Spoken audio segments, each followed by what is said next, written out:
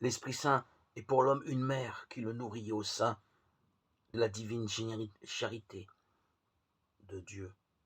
L'Esprit Saint l'a rendu libre. L'Esprit Saint l'a fait Seigneur en l'affranchissant de la servitude de l'amour-propre.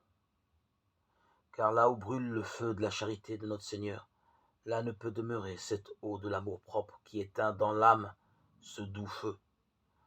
L'Esprit Saint, ce serviteur de la puissance de Dieu, lui donne, le revêt lui-même,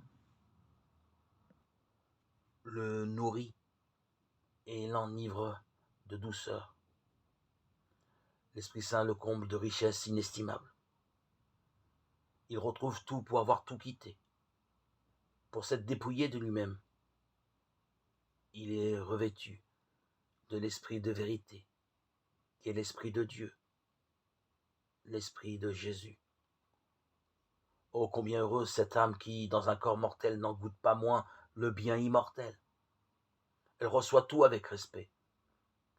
La main gauche ne lui pèse pas plus que la main droite. Rien ne l'abat, rien ne le trouble, rien ne l'ébranle.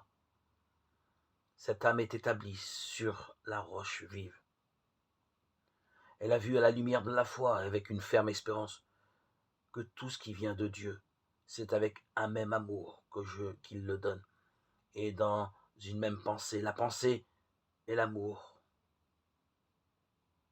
du salut.